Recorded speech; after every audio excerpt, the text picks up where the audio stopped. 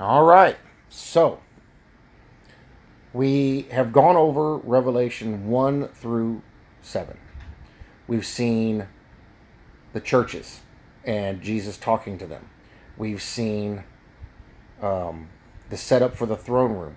We've seen the church standing in the throne room with Christ when he takes that. We've seen the breaking of 6 seals that show the opening to the tribulation. We see the other group of people coming out of the tribulation being martyred for what they believe. There will be a great attack on Christians at the beginning of the tribulation.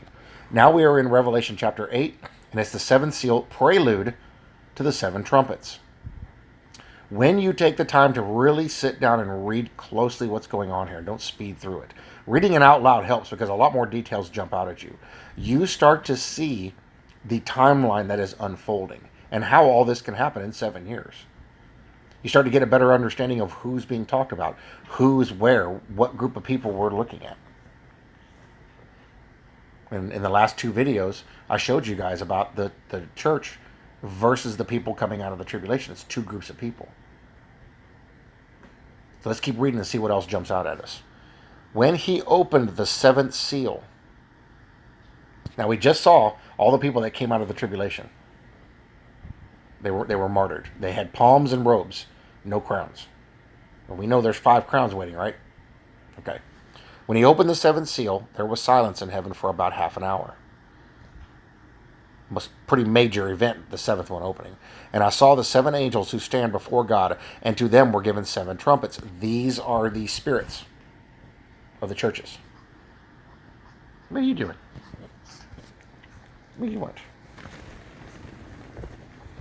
There. Okay. Sorry, my little dog wanted down.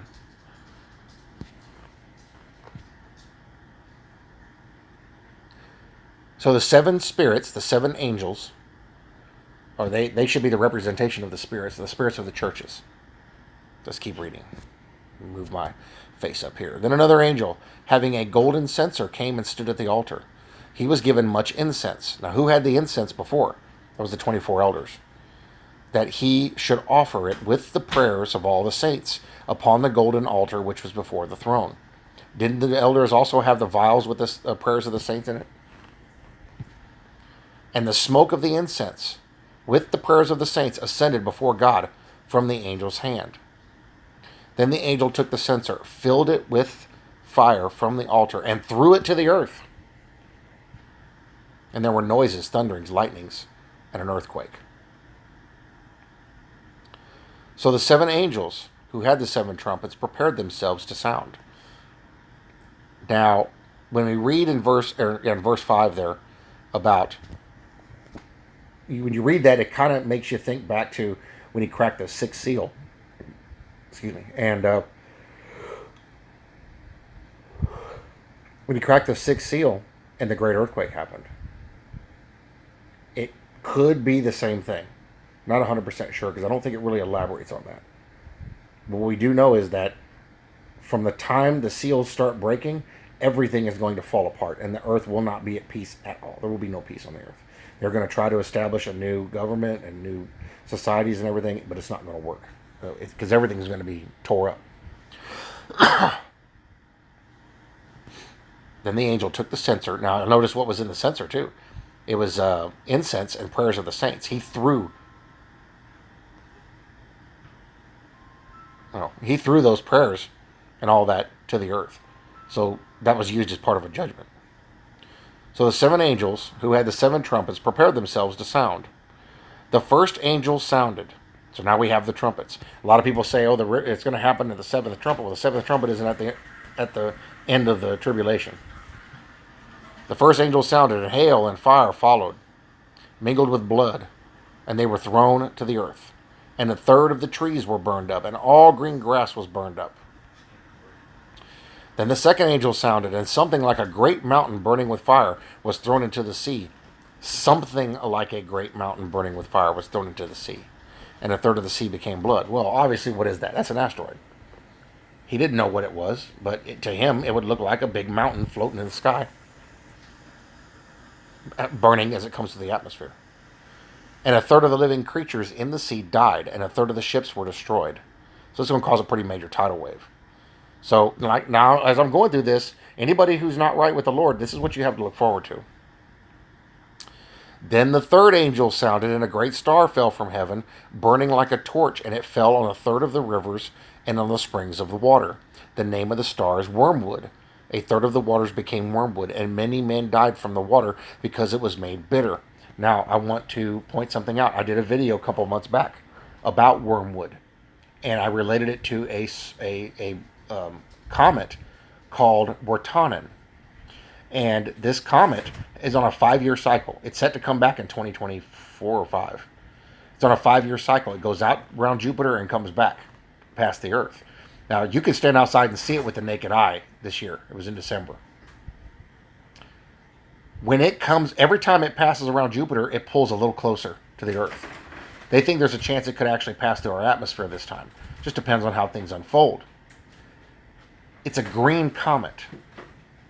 Now, I did a little research on what green comets, why they're different colors, why they're green, and it's about what they're off-gassing, what's being pushed out of them. A green comet puts out, cyanogen gas.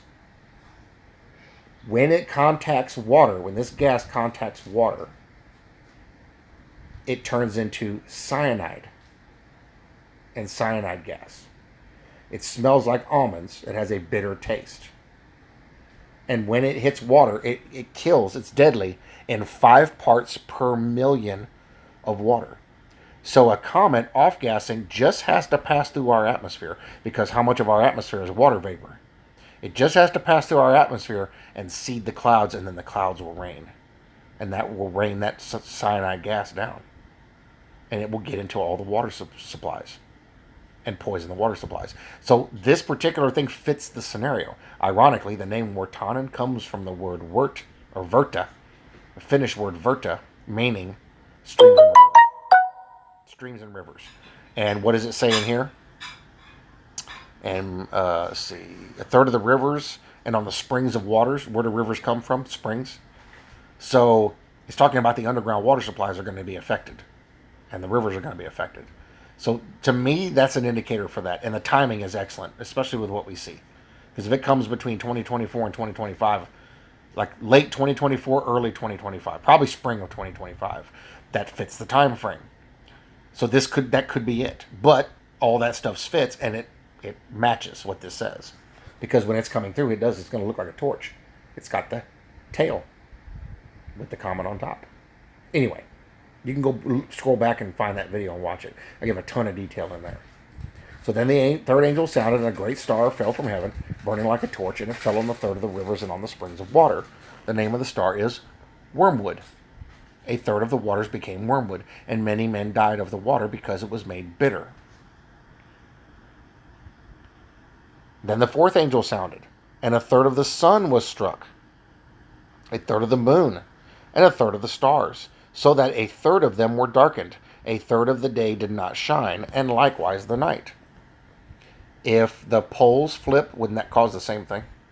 Because now our normal our normal cycle would be thrown off. Just pointing out what's already present and how it can pertain to this. And I looked, and I heard an angel flying through the midst of heaven, saying with a loud voice, "Woe, woe, woe to the inhabitants of the earth, because of the remaining blasts of the trumpets of the 3 angels who are about to sound." Could this possibly be a flying angel? Could this possibly be a satellite broadcasting from some people on the earth that see these things happening and are sharing this with people? Could be. Could be. We don't know. But this matches. It relates to a lot of these things.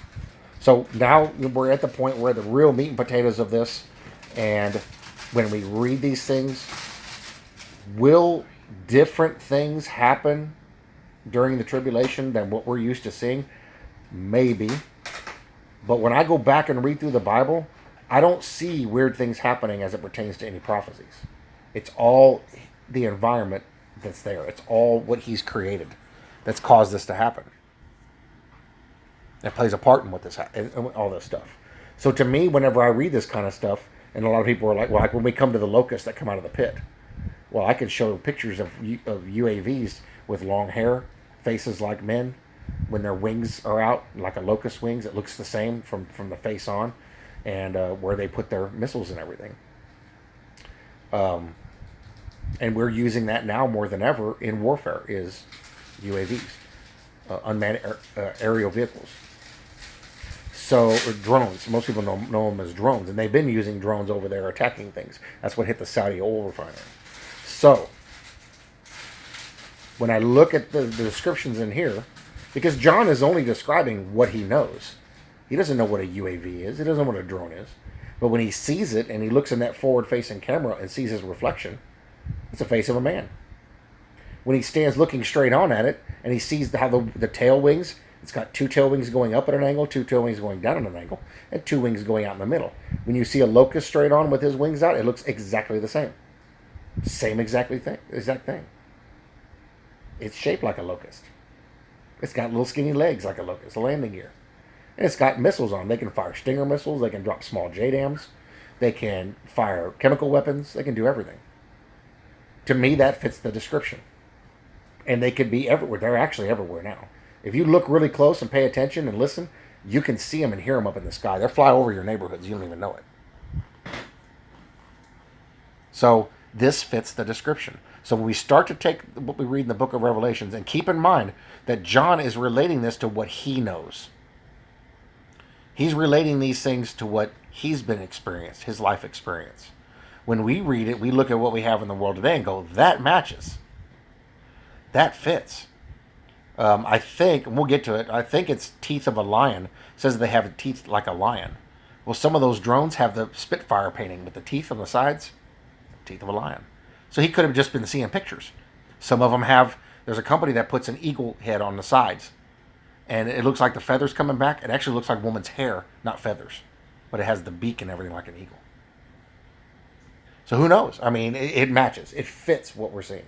But these things are all present, and God uses his creation for his purposes, for these things to unfold. Those who have eyes to see and ears to hear will catch this stuff.